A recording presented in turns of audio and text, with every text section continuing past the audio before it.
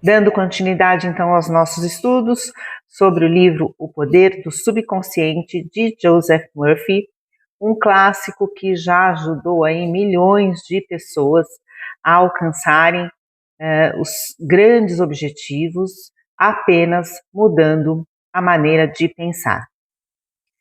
Nesse livro, o autor descreve diversas técnicas que se baseiam em um princípio simples e prático, que é o fato de que, se você acredita em alguma coisa sem restrições, você faz um retrato disso na sua mente, você remove os obstáculos subconscientes para que o seu desejo se concretize.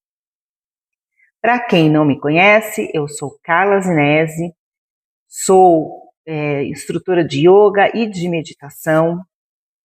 Trabalho com a medicina tradicional chinesa faz mais de 15 anos, sou hipnoterapeuta e estudo a consciência humana com o intuito de auxiliar os meus alunos e os meus pacientes.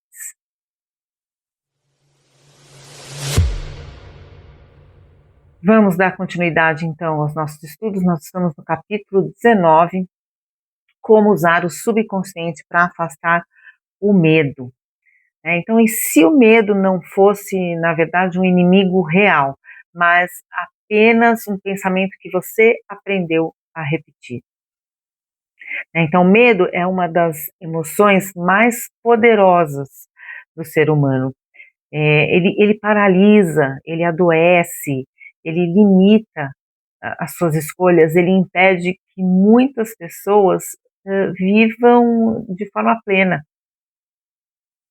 Mas o que existe é uma verdade libertadora, né? O medo, ele não nasce do que acontece fora, ele nasce daquilo que acontece dentro da gente, dentro da nossa mente. E aí hoje nós vamos entender como que o subconsciente cria esse medo e como que ele também pode eliminar esse medo. O medo, segundo o autor, ele não é real, ele a experiência do medo é que é real. O medo não tem uma existência própria, né?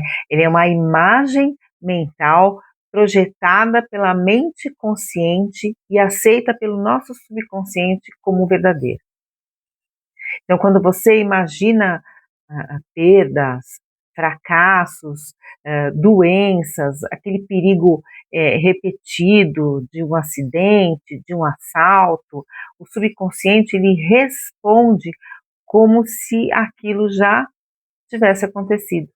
Por isso que o corpo reage com tensão, com ansiedade, com insegurança, mesmo quando não existe um perigo real, né? O subconsciente, ele tem um papel, né, com relação ao medo. O subconsciente, ele não julga, né, ele não questiona, ele não analisa, ele apenas executa aquilo que ele recebe.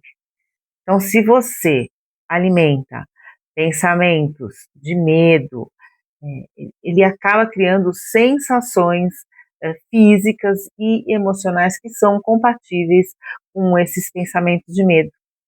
Só que aqui está o ponto-chave, né? O mesmo mecanismo que cria o medo, ele é capaz de eliminar esse medo. Então, existe um erro em lutar contra o medo. Muitas pessoas tentam vencer esse medo lutando contra ele, reprimindo as emoções, né, ou forçando aquela coragem, mas só que quanto mais a gente resiste a esse medo ele só se fortalece para o nosso subconsciente. Então, o texto, ele ensina que aquela libertação verdadeira, ela acontece quando você substitui o pensamento de medo por imagens de segurança, por imagens de paz, por imagens de confiança. Então, a mente subconsciente, ela responde melhor à aceitação tranquila do que a esse confronto diário com relação ao medo, né? Então, a gente precisa aprender a relaxar, trazer o relaxamento. O relaxamento, ele é a porta de acesso ao subconsciente. Já falamos em outros capítulos a respeito da meditação, né, a respeito de trazer essa calma, né, trazer esse relaxamento. O medo, ele prospera cada vez mais em estados de tensão. E a calma, por outro lado, ela enfraquece de forma automática qualquer padrão negativo. E como é que a gente faz para acalmar? Respirar, meditar. Então, quando você relaxa o corpo, quando você relaxa a mente, você consegue sintonizar com essa inteligência do subconsciente, né? Então, nesse estado de calma, algumas afirmações simples podem ajudar muito, como, por exemplo, eu estou em segurança, né? A vida cuida de mim, né? Eu estou protegida. Isso tudo começa a ser aceito de forma mais profunda. Então, usar a sua imaginação positiva, o subconsciente, ele responde muito mais àquela imaginação sentida do que as palavras. Já falamos bastante sobre isso nos outros capítulos. Então, quando você imagina uma situação já resolvida, sentindo aquele alívio, aquela gratidão, aquela confiança, o medo, ele começa a perder a força.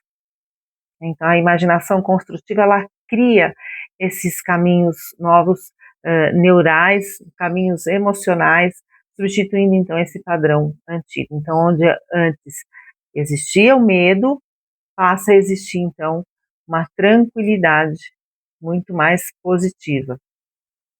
E existe, segundo o autor, existe dentro da gente uma sabedoria que sabe como proteger, como orientar, como sustentar a nossa vida. Então, quando você confia nessa inteligência interior, o medo, ele não encontra mais espaço para crescer. Ele fala da fé, não a fé no sentido religioso, mas a fé mental, o acreditar, né? Ter essa certeza silenciosa de que tudo já está se organizando a seu favor. Então, o medo, ele dissolve quando você para de acreditar que você está sozinho.